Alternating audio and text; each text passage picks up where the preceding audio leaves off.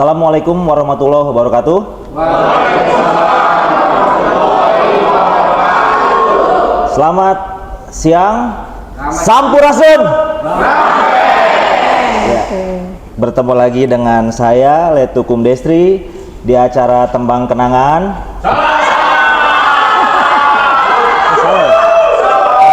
Oh, beda. Ini kata narasumber saya nih. Mati kau Destri kau. Izin Ibu. Oke, saya ulangi ya. Assalamualaikum warahmatullahi wabarakatuh.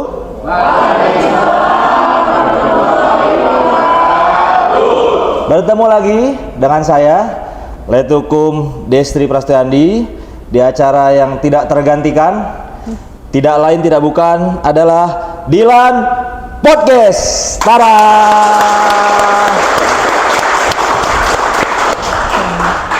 Saya duduknya pindah-pindah, saya grogi nih. Ya. Izin. Ya, narasumber hari ini, tamu kita semua, seperti yang saya janjikan kisi-kisinya kemarin, ya kameramen mana? Oh yang ini, Ibu kameramen ya. Kisi-kisinya masukkan kemarin. Saya menepati janji saya bahwa hari ini kita kedatangan tamu yang luar biasa spesial. Beliau adalah Kadil Milti 2 Jakarta, Kepala Pengadilan Militer Tinggi 2 Jakarta. Ya, kameranya nyorotnya jangan ke saya terus. Beliau geser-geser ke beliau. Oke? Ya. Saya udah gak nyaman nih. Saya takut salah ini. Mohon izin Ibu. Ikutan grogi karena kok kelihatannya grogi, saya ikut grogi juga. Siap. Terima kasih Bu. Jadi beliau ini Laksma TNI Tuti Kiptiani, SHMH, adalah pimpinan kami, khususnya yang di jajaran Pengadilan Militer Tinggi 2 Jakarta atau Dilmilti 2 Jakarta, dan beliau datang hari ini salah satunya adalah untuk menghadiri podcast Dilan atau Dilan Podcast ini, dan juga sekaligus memberikan pembinaan dan pengawasan kepada kami salah satu jajaran di bawahnya. Terima kasih, mohon izin Ibu atas kehadirannya. Sama-sama. Mohon izin, sehat Bu hari ini? Alhamdulillah sehat. Siap. Apalagi ini yang membawa acara ganteng, gagah, postur TNI luar biasa. Ya? Alhamdulillah. Terima kasih Bu, izin. Sama-sama. Izin, saya naik pangkat kapan Bu? Nah. Tenang, naik pangkat itu sebentar lagi bisa ya. Siap, amin. Tanggal 18 Agustus kan ada karnaval. Oh, siap. Mau pangkat apa Letnan Destri? Siap, perintah Ibu. Insya Allah sesegera mungkin ya. Siap, ya. amin. Terima kasih Ibu, izin. Ya. Mohon izin Ibu, di sini kemarin kami sebelumnya sudah melaksanakan podcast dengan adik-adik Gen Z. Gen Z apa Gen Z? Gen Z. Gen Z. Nanti saya dimarahin lagi kayak kemarin. Gen Z, mohon izin Ibu. Dan mereka ternyata wawasannya luas sekali.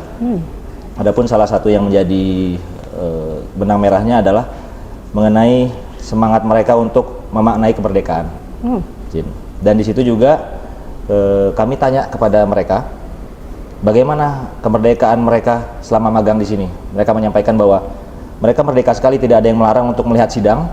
Seperti selama ini kan mungkin masih dengan stigma bahwa pengadilan militer itu tertutup. Nah, itu kami buktikan kepada teman-teman yang magang di sini, kepada adik-adik kami itu, bahwa silakan lihat sidang selama itu bukan perkara asusila yang memang sudah dari undang-undang diatur tertutup seperti itu, mohon izin Ibu. Ya. Kemudian salah satunya juga bagaimana kemerdekaan mereka dalam mengakses informasi di sini, khususnya mengenai ilmu atau wawasan mereka. Ya. Mereka merasa bahwa kami Pengadilan Militer 209 Bandung ini betul-betul melaksanakan keterbukaan informasi secara maksimal. Tentunya pada hal-hal yang dibatasi, pada hal-hal yang bukan rahasia negara, seperti itu mohon izin Ibu. Itu segera melaporkan Ibu. Dan hari ini saya mohon izin sudah dititipi pertanyaan dari para penonton sebanyak 2.794. Wah, luar biasa ya. Siap. Dan harus dijawab dalam waktu 10 menit. Baik, jadi kita cerdas cermat ya. Siap. Izin mungkin kami langsung bertanya yang pertama Bu, izin. Silakan, iya. Saat ini Ibu menjabat sebagai Kadil Milti 2 Jakarta. Bagaimana sih Bu, kalau boleh dijelaskan kepada kami semua, baik yang di sini menonton ataupun yang secara daring, pola kepemimpinan yang Ibu laksanakan itu seperti apa Ibu? Untuk jajaran Ibu khususnya. Untuk jajaran. Siap. Ya. Baik, begini. Kalau kita bertanya tentang satu satuan kerja atau satu organisasi ya atau satu kantor, kita melihat bagaimana sih pemimpinnya, bagaimana sih polanya. Kalau untuk lingkungan militer itu sangat mudah dan sangat sudah punya standar dan struktur, terukur sekali. Manakala kita pertama kali dibentuk untuk menjadi seorang perwira, itu serta-merta sudah langsung kita diberikan satu pendidikan, ya, satu pemahaman, satu hal yang harus diketahui oleh setiap perwira adalah bagaimana menjadi pemimpin yang baik. Kita sudah langsung diberikan 11 ajas kepemimpinan, dan di situ kalau kita melihat urutan 1 sampai dengan terakhir, di situ sudah terpola dengan sempurna. Ya, jadi kita nggak berbicara seperti apa Bu polanya menurut teori ini sudah dikemas langsung oleh pimpinan-pimpinan TNI. Manakala kita menjadi perwira pertama sudah diberikan materi bagaimana memimpin yang baik, bagaimana menjadi pemimpin yang bijaksana. Ya, pertama kita takwa, bagaimana sih bertakwa itu, dan ternyata itu diaplikasikan sesuai dengan undang-undang kita. Ya kan, sesuai dengan hukum kita, dengan norma kita. Kemudian bagaimana melaksanakan kepemimpinan itu menjadi satu sistem yang akhirnya menarik, bisa bekerja sama, karena dalam satu satuan itu pastinya bekerja tidak sendirian.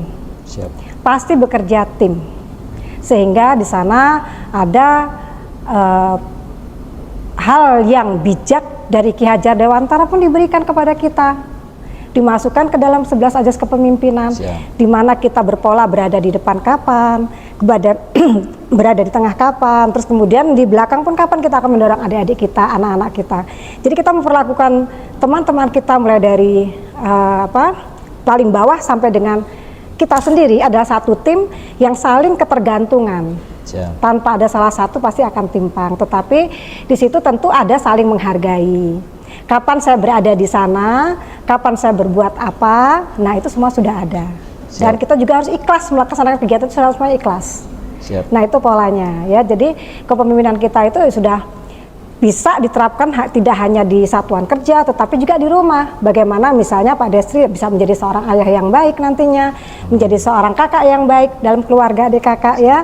Terus bagaimana menjadi satu adik yang baik, seperti apa, kan begitu ya. Nah seperti itulah pola kepemimpinan kita, sehingga untuk mendapatkan satu keberhasilan kepemimpinan yang bisa diikuti, menjadi panutan, itu adalah kepemimpinan di mana sosok pemimpin itu adalah disegani, bukan ditakuti.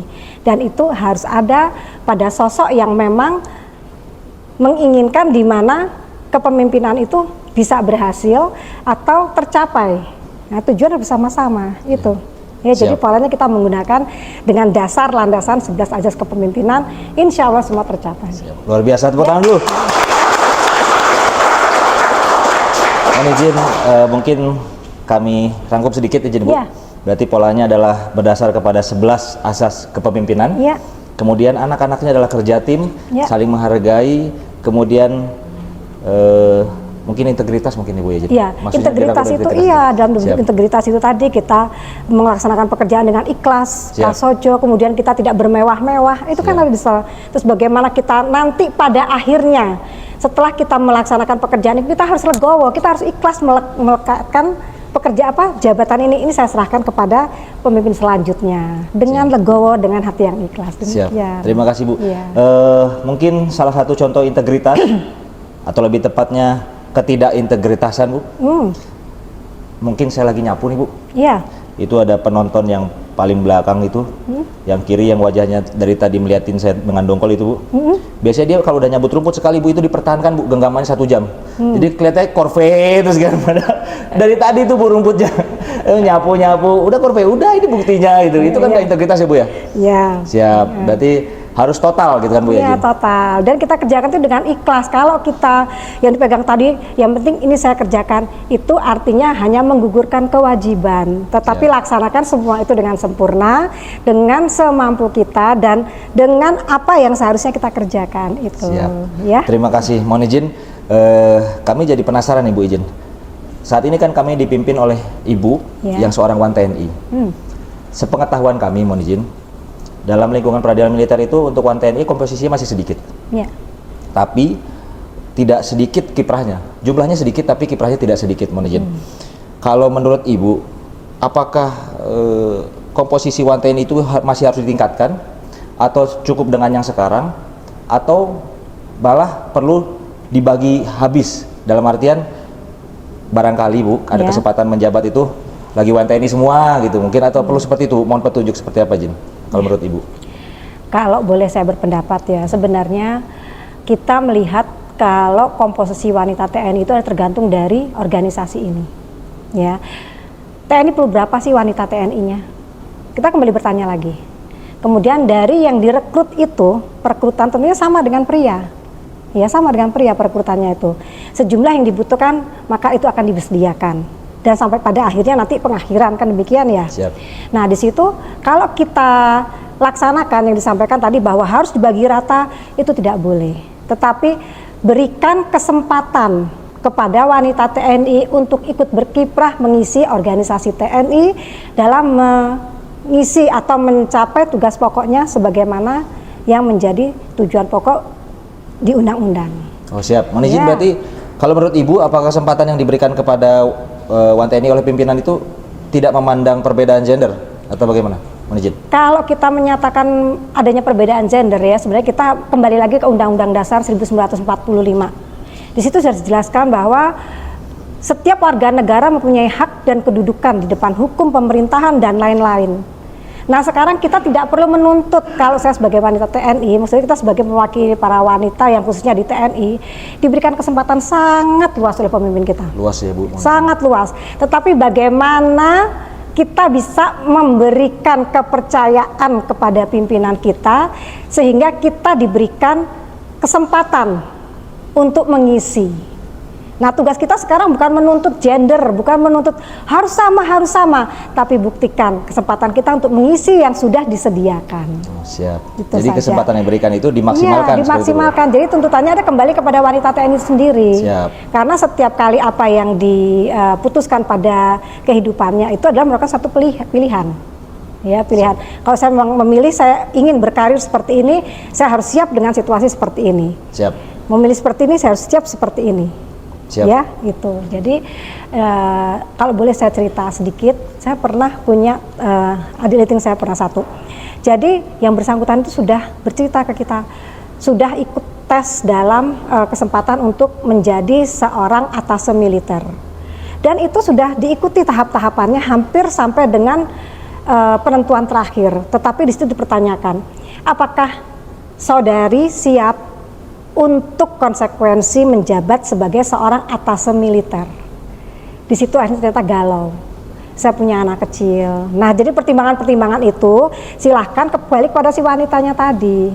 Ya, diberikan kesempatan, tetapi kalau saya memilih di sini konsekuensinya seperti ini. Siap. Kalau saya memilih di karir ini, saya konsekuensinya seperti ini. Makanya bekerjalah, raihlah, dan jual brand kita itu, oh ternyata memang dia mampu. Siap. Ternyata dia memang layak. Siap. Ya, itu. Jadi bukan kita meminta mengisi, ternyata kita tidak tepat diletakkan di sana, sehingga beban bagi kita juga. Siap. Itu jadi saja. Dimanapun ditugaskan, kita prajurit TNI itu harus mampu memanfaatkan secara maksimal, Bu ya. Nah, berdedikasi secara maksimal, luar biasa, tepuk tangan. Iya. Mungkin Ibu, ini kan masih ada 2.792 pertanyaan lagi. Ya. Tapi dari tadi kami sebenarnya curi-curi pandang, mohon izin siap salah. Ada salah satu pin yang sama-sama digunakan di Ibu, mohon izin mungkin di dada kanan Ibu kami juga ada, Bu, agak tersembunyi izin. Oh, disembunyikan. Siap, ya? Agak tersembunyi ini ya. Izin. Nah, ini siap, WBK, WBK ini. Ya. Mohon izin Bu. Ini kan WBK ini kan salah satu tuntutan dari Menpan RB Ibu kepada seluruh lembaga termasuk Mahkamah Agung untuk mewujudkan unit kerja yang dapat meraih predikat WBK atau WBBM. Saat ini kami sudah meraih predikat WBK Bu, dan insya Allah mohon doanya, mohon bimbingan, arahan agar berikutnya ke depan di Mil 209 Bandung ini dapat meraih WBBM. Iya. Nah, mohon izin kaitannya dengan itu Bu. Kalau dari Ibu, bagaimana nih kiat-kiatnya, mohon izin, agar seluruh prajurit di bawah jajaran Ibu itu dalam organisasinya dapat meraih WBBM? Kiat-kiat terbaik dari Ibu nih, Bu, izin. Baik. Kebetulan ya, saya beruntung. Beruntung kalau sekarang saya sebagai Kepala Pengadilan Militer Tinggi 2 Jakarta. 4 jajaran peradilan di bawah saya itu semua sudah WBK, dan yang terakhir ini Bandung. Tepuk tangan dulu untuk Bandung, itu luar biasa ya, dimana termasuk salah satu yang mewakili Mahkamah Agung masih bisa mempertahankan menjaga reformasi birokrasi sebagai lembaga yang bereformasi birokrasi, dengan salah satunya adalah Pengadilan Militer 209 Bandung meraih WBK pada tahun 2023. Ya, itu keberhasilan yang luar biasa. Jadi kalau misalnya secara persentase untuk militer ini yang berjumlah 23 pengadilan itu mungkin sudah hampir 70% kita meraih WBK, dan untuk WBBM itu sudah hampir 20% juga. Nah, sebagaimana ditanyakan tadi oleh Mas Destri ya, kaitannya bagaimana sih satu kisi-kisi satu ini ya, apa namanya, kiat. Nah, kiatnya itu cuma satu, kiat itu satu. Pertahankan semangat meraih WBK itu untuk dikembalikan, kita kuatkan lebih kuat lagi pada saat semangat meraih WBBM. Karena mempertahankan itu lebih susah daripada saat meraih. Ya, kita kadang-kadang terlena. Setelah saya meraih, lega saya sudah. Tapi ternyata seharusnya bagaimana saya tetap menjaga angka 100 itu. Nah, untuk WBBM diperlukan juga angka 100. Nah, semangat meraih WBBK itulah yang harus dijaga. Yang nomor satu itu tadi adalah integritas. Ya. Jadi kalau di internal sudah kuat integritasnya, kita suarakan dengan perbuatan-perbuatan kita, sehingga nilai jual kita itu betul, bukan kita maksakan ini loh kita WBK, kita WBK, tetapi ternyata perilaku kita tidak WBK, orang akan bertanya dari mana ya nilai itu. Tetapi kalau kita berperilaku WBK tanpa orang bertanya, tanpa melihat PIN, pasti Dilmil 209 ini sudah WBK. Berarti harus mencerminkan sikap dan perilaku, harus mencerminkan predikat yang dimilikinya. Itu tepuk tangan dulu. Mungkin satu Bu yang kami garis bawahi tadi, mempertahankan itu lebih sulit daripada meraih. Mungkin baru tadi pagi Bu kami mengalami itu, mohon izin. Jadi di depan ini Bu, izin di parkiran depan itu ada pohon jambu air. Jadi kami susah payah manjat, ngambil beberapa Bu. Terus sebelum korve itu kami taruh di depan, di meja depan. Tidak sampai 2 menit hilang, Bu. Ternyata betul Bu, mempertahankan itu lebih sulit daripada meraihnya, Bu. Jadi banyak ahli gitu. Iya, banyak yang ahlinya ya. Ternyata masih kalah langkah bagaimana mempertahankan itu. Betul, mohon izin. Dan mungkin yang berikutnya ini Bu, pertanyaan ke 2791, mohon izin. Terkait Ibu ini selain Kadil Milti juga adalah seorang yang mulia, hakim militer tinggi, mohon izin kaitannya dengan itu. Kebetulan di sini juga ada senior-senior kami yang menjabat sebagai hakim militer. Barangkali mungkin Ibu berkenan untuk memberikan gambaran bahwa pola perfeksionis seperti apa yang layak dipedomani, mohon izin, untuk seorang hakim militer. Kan perfeksionis itu tidak selalu berkonotasi negatif ya Bu, mohon izin. Perfeksionis yang ideal itu menurut Ibu, mohon izin, seperti apa sesuai perkembangan zaman saat ini, khususnya untuk para senior hakim militer di jajaran peradilan militer. Terima kasih Bu. Ya, kalau menurut saya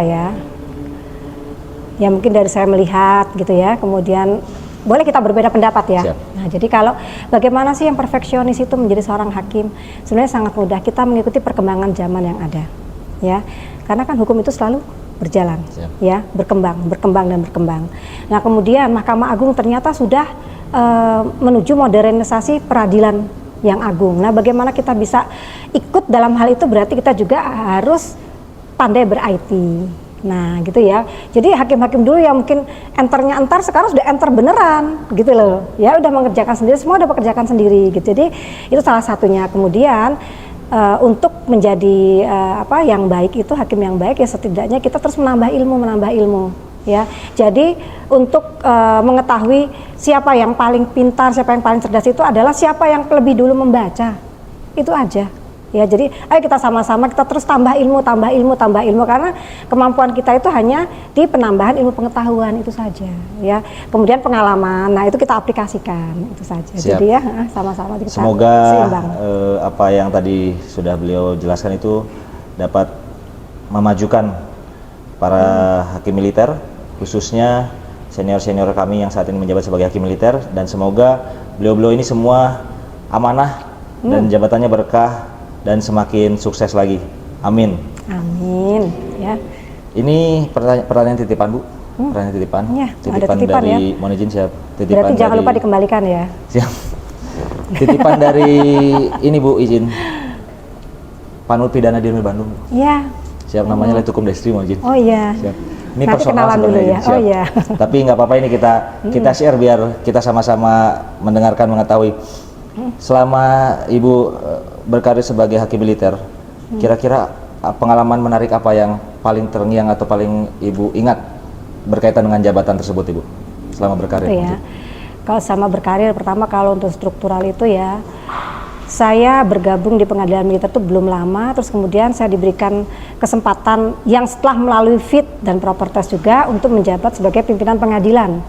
Ya, nah bagaimana sih pada saat saya menjadi pimpinan pengadilan itu saya melihat kiri kanan saya dari tiga peradilan lainnya, peradilan umum, peradilan agama, dan tata usaha negara.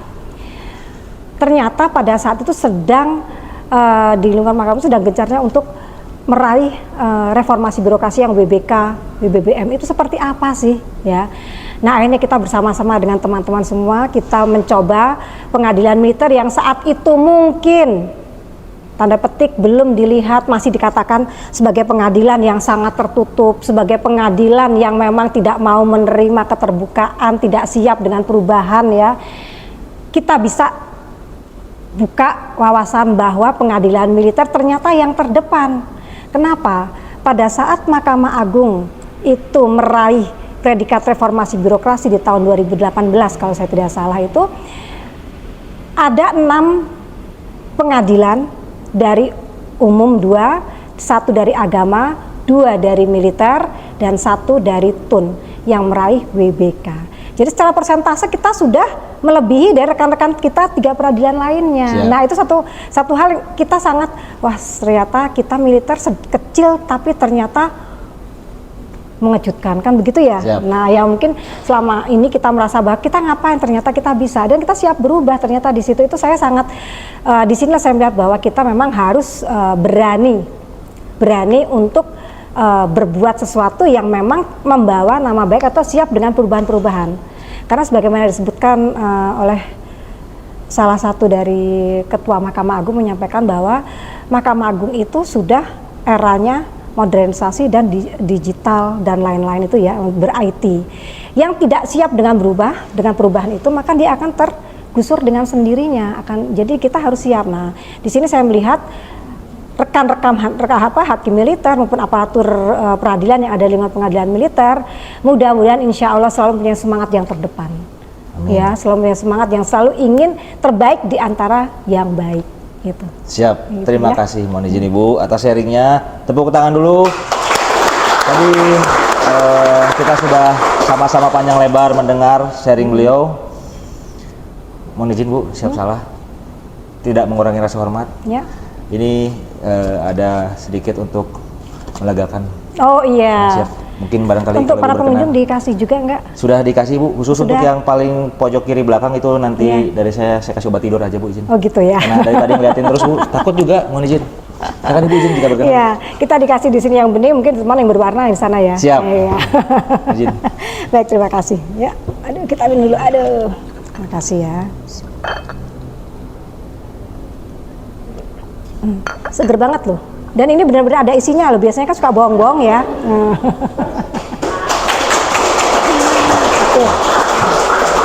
Kameramen pengen ya? Pengen. Kalau pengen boleh, tapi harus begini dulu. Tereret, tereret, tereret.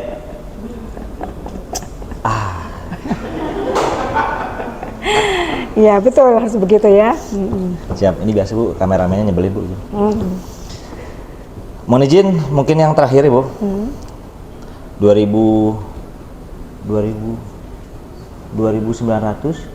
Pertanyaan 2000. Jadi sangat Nambah pintar lagi ya. tadi. Pokoknya pertanyaan terakhir mohon izin. Iya. Menurut Ibu setelah hadir di sini Ibu izin, bagaimana kesan dan pesan Ibu untuk kami yang di Dilmil Bandung ini, anak-anaknya Ibu ini izin? Ya. Baik kesan saat ini, harapan kesan ke depannya, dan juga pesan untuk ke depannya. Mohon izin. Ya. Satu pesan saya untuk Pengadilan Militer 209 Bandung, tetap jaga integritas, karena integritas itu berbanding lurus dengan harga diri. Jaga itu. dengan harga diri yang tinggi, dengan harga diri yang tetap terjaga, insya Allah semua amanah akan menjadi berkah, baik bagi diri kita maupun keluarga kita dan lingkungan kita. Integritas, selalulah maju, sukseslah untuk Dilmil 209 Bandung. Amin. Amin. Terima kasih Ibu, izin atas waktunya, atas kesediaannya untuk hadir, dan semoga ini bukan kali terakhir Bu, mohon izin. Kami sangat mengharapkan kehadiran Ibu lagi, tentunya dalam Dilan Podcast, dan mungkin barangkali Bu dalam makan malam saya diajak nggak Bu Izin? Ya, kita tanyakan kepada Pak Sekretaris ya. Siap. Apakah diperkenankan untuk yang ganteng kita ajak satu? Boleh, makan bersama sama dengan teman-teman semua. Siap. Di kantin kejujuran Dilmil 209. Itu dia. Jadi nanti kita akan makan malam bersama di kantin kejujuran, kantin gratis pelayanan dari Dilmil 209 Bandung di bawah untuk para pencari keadilan. Terima kasih Ibu, terima kasih banyak. Mohon izin, semoga Ibu sehat selalu, semoga semakin sukses Ibu. Izin berkah atas jabatannya dan karirnya, mohon izin. Dan sekali lagi kami mengucapkan semoga Ibu tetap berkenan untuk hadir ketika nanti kami undang kembali. Dengan terima semangat. kasih, mohon izin. Atas nama pimpinan Pengadilan Militer 209 Bandung, mohon izin kami ucapkan terima kasih Bu. Dan jangan lupa like and subscribe. Begini ya? Siap. Enggak, kan suka gitu. Siap, ini efek haus Bu, jadi suka salah gitu. Like and subscribe untuk mendukung Dilan Podcast dan untuk juga memajukan channel kami. Kami mohon kritik sarannya yang membangun tentunya. Dan jangan lupa terus tonton podcast Dilan atau Dilan Podcast, karena pada kesempatan berikutnya ada satu lagi misteri guest. Ibu mohon izin. Ya namanya misteri guest, nggak bisa kisi-kisi kayak kemarin lah. Nanti dipelototin lagi sama kameramen yang sebelah kiri Bu, biasanya yang paling galak sebelah kiri. Siap. Mungkin seperti itu. Terima kasih. Mohon izin Ibu. Wassalamualaikum warahmatullahi wabarakatuh. Selamat siang. Dilmil Bandung juara.